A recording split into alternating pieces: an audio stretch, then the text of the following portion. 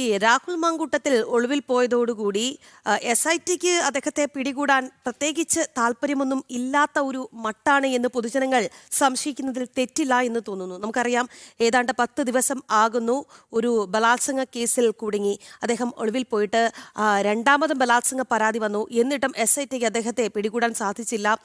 എന്തായാലും ഹൈക്കോടതിക്ക് മുൻപാകെ ഇന്ന് ആ ജാമ്യാപേക്ഷ എത്തുന്നുമുണ്ട്. എന്തായാലും രാഹുൽ മാങ്കൂട്ടത്തിൽ വിഷയം ചർച്ചയാകുമ്പോൾ ശബരിമല സ്വർണ്ണ കവർച്ച ജനങ്ങൾ മറക്കുമെന്ന തോന്നൽ നമ്മുടെ ഇടത് ഭരണകൂടത്തിന് ഉണ്ട് എന്ന് സംശയിച്ചാലും തെറ്റില്ല. കാരണം ആ അന്വേഷണമൊക്കെ ഏതാണ്ട് പാതി വഴിയിൽ നിലച്ച ഒരു മട്ടാണ് എന്നുള്ളതും നമ്മൾ ഈ ഘട്ടത്തിൽ ഓർക്കേണ്ടതാണ്. ഉന്നതരിലേക്ക് എത്തേണ്ട അന്വേഷണം ഏതാണ്ട് ഒരു സ്ലോ മോഷനിലാണ് ഇപ്പോൾ പോയിക്കൊണ്ടിരിക്കുന്നത്. എന്തായാലും നമുക്ക് ജനം TV അന്വേഷണ പരമ്പര V2O വിശ്വാസം പരിശോധിക്കാം.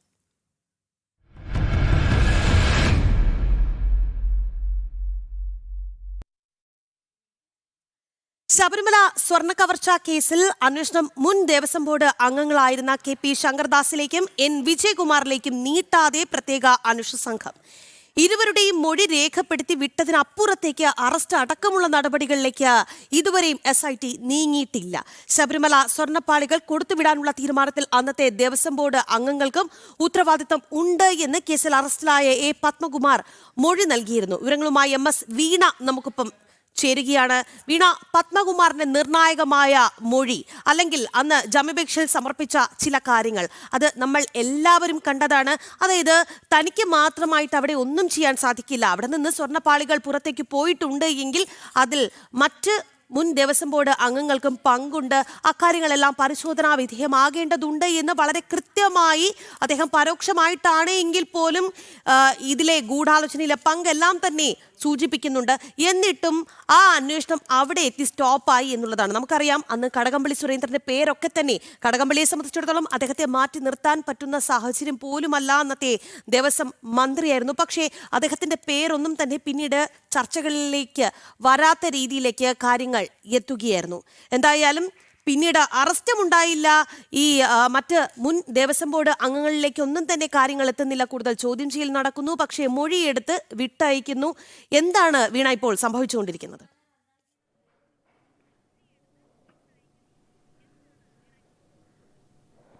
രാഖി, തദ്ദേശ തിരഞ്ഞെടുപ്പ് ഒരു ഭാഗത്ത് തകൃതിയായിട്ട് നടക്കുന്നുണ്ട്. അതുമായി ബന്ധപ്പെട്ടുള്ള പ്രചരണങ്ങൾ നടക്കുന്നുണ്ട്. ഇതുമായി ബന്ധപ്പെട്ട് SITക്ക് സമ്മർദ്ദമുണ്ടാകുന്നു എന്നുള്ള ആരോപണം, ശബരിമല സ്വർണ്ണ കവർച്ച കേസ് അന്വേഷണത്തിൽ സമ്മർദ്ദമുണ്ടാകുന്നു എന്നുള്ള ആക്ഷേപവും ശക്തമാണ്. എന്നാൽ അത് വാസ്തവമെന്ന് തെളിയിക്കുന്ന സംഭവങ്ങൾ തന്നെയാണ് SIT സംഘത്തിന്റെ ഭാഗത്തു നിന്നുണ്ടാകുന്നതെന്ന് നമുക്ക് മനസ്സിലാക്കേണ്ടി വരും. കാരണം അവസാനം അറസ്റ്റിലായത് പത്മകുമാറാണ്. പത്മകുമാർ അറസ്റ്റിലായതിനു ശേഷം ഇതുവരെയും മറ്റൊരു പ്രതിയിലേക്ക് അന്വേഷണ സംഘത്തിന് എത്താൻ കഴിഞ്ഞിട്ടില്ല എന്നുള്ളത് ഏറ്റവും ഗൗരവകരമായിട്ടുള്ള കാര്യം കൂടിയാണ് രാഖി. കാരണം ഇതുവരെ അറസ്റ്റിലായിട്ടുള്ളത് ഇതിനു മുമ്പ് അറസ്റ്റിലായ പ്രതികളിൽ നിന്ന് ലഭിച്ച മൊഴികളുടെ അടിസ്ഥാനത്തിലാണ് മറ്റു മൊഴികളിലേക്ക് എത്തിയിട്ടുള്ളത്. നിലവിൽ ദേവസ്വം ബോർഡ് അംഗങ്ങളെ പോലും പൂർണ്ണമായി അറസ്റ്റ് ചെയ്തിട്ടില്ല. അതായത് ആരോപണ വിധേയരിലേക്ക് പോലും കൃത്യമായ അന്വേഷണം എത്തുന്നില്ല എന്നുള്ളതാണ്. ഈ ജാമ്യാപേക്ഷയിലടക്കം അവസാനം അറസ്റ്റിലായ മുൻ ദേവസ്വം ബോർഡ് പ്രസിഡന്റായ പത്മകുമാർ അടക്കം അതിൽ വ്യക്തമായി പറയുന്നുണ്ട്, താൻ ഏകപക്ഷീയമായി തീരുമാനമെടുത്തിട്ടില്ല, ഇതിൽ കൂട്ടുത്തരവാദിത്വമുണ്ട്, കൃത്യമായി ഇതിൽ മറ്റ് ബോർഡ് അംഗങ്ങൾക്ക് പങ്കുണ്ട്. ശങ്കർദാസിന്റെയും വിജയകുമാറിന്റെയും ഒക്കെ പേര് കൃത്യമായി മുൻ ബോർഡ് ഈ മുമ്പുണ്ടായിരുന്ന ഭരണസമിതിയിലെ അംഗങ്ങളാണ് ഇവർ രണ്ടുപേരും. ഇവരുടെ പറ്റിയുള്ള കൃത്യമായ വിവരങ്ങൾ നൽകുന്നുണ്ട്. ബോർഡ് ഐക്യകണ്ഠമായി എടുത്തൊരു തീരുമാനമാണ്, അത് നടപ്പാക്കുകയാണ് ചെയ്തത്. താൻ എങ്ങനെ പ്രതിയാകുമെന്നുള്ള ചോദ്യങ്ങളൊക്കെ പത്മകുമാർ ജാമ്യാപേക്ഷയിൽ ഉന്നയിച്ചതുമാണ്. കൃത്യമായി ഇതുമായി ബന്ധപ്പെട്ടുള്ള മൊഴികൾ ആവർത്തിച്ച് അന്വേഷണ സംഘത്തിന് മുന്നിൽ പത്മകുമാർ നൽകുന്നു എന്ന വിവരങ്ങൾ കൂടി പുറത്തു വന്നിട്ടുമുണ്ട്. കോടതിയടക്കം ഇപ്പോൾ അന്വേഷണ പരിധി, അതായത് കാലാവധി അവസാനിച്ചിട്ടും 6 ആഴ്ച കൂടിയുള്ള കാലാവധി നീട്ടി നൽകിയിട്ടുമുണ്ട്. എന്നാൽ നീട്ടി നൽകിയതിനു ശേഷം യാതൊരു വിധത്തിലുള്ള പുരോഗതിയും അന്വേഷണത്തിൽ ഉണ്ടായില്ല എന്നുള്ളത് നമ്മൾ ശ്രദ്ധിക്കേണ്ട കാര്യം കൂടിയാണ്. കാരണം ഇതുമായി ബന്ധപ്പെട്ട് മറ്റൊരു പ്രതിയെ കണ്ടെത്താൻ സാധിച്ചിട്ടില്ല. ഈ പത്മകുമാറിനെ അറസ്റ്റിലായതിനു ശേഷം പലതരത്തിലുള്ള ബോർഡ് അംഗങ്ങളെ മറ്റംഗങ്ങളുടെ പേരുകൾ കേൾക്കുന്നുണ്ടെങ്കിൽ പോലും അവരിലേക്ക് അന്വേഷണം എത്തുന്നില്ല. പലരെയും SIT സംഘം ക്രൈംബ്രാഞ്ച് ഓഫീസിലേക്കും ഒക്കെ വിളിച്ചു വരുത്തുന്നുണ്ട്, മൊഴിയെടുക്കുന്നുണ്ട്, അറസ്റ്റ് അടക്കമുള്ള നടപടിക്രമങ്ങളിലേക്ക് കടക്കുന്നില്ല എന്നുള്ളതാണ് നമുക്കറിയാൻ സാധിക്കുന്നത്. കൃത്യമായ തെളിവ് ശേഖരിക്കുന്ന നടപടിക്രമങ്ങളിലേക്ക് പോകുന്നുണ്ട് എന്ന് പറയുമ്പോൾ പോലും അന്വേഷണം മന്ദഗതിയിലാണ്, കാര്യമായ പുരോഗതിയില്ല എന്നുള്ളതാണ് ഏറ്റവും പ്രധാനപ്പെട്ട കാര്യം. ആദ്യം അന്വേഷണം ആരംഭിച്ച സമയത്ത് കണ്ട ആവേശവും ഒന്നും ഇപ്പോഴത്തെ നിലവിലെ സാഹചര്യത്തിൽ നമുക്ക് കാണാൻ കഴിയുന്നില്ല. ഇത് ഏറ്റവും പ്രധാനപ്പെട്ട പ്രധാനപ്പെട്ട കാര്യമെന്ന് നമുക്ക് പറയേണ്ടി വരും. കാരണം മറ്റു പ്രതികളിലെ മൊഴിയെടുത്ത് വിടുന്നു, സംശയിക്കുന്ന ആൾക്കാരെ വിളിച്ചു വരുത്തുന്നു, അവരെ മൊഴിയെടുത്ത് വിടുന്നു. അത്തരത്തിൽ മൊഴിയെടുത്ത് വിടുമ്പോൾ ഇതുമായി കൂട്ടുത്തരവാദിത്വമുള്ളവരിലേക്ക് ഈ വിവരങ്ങൾ എത്താം.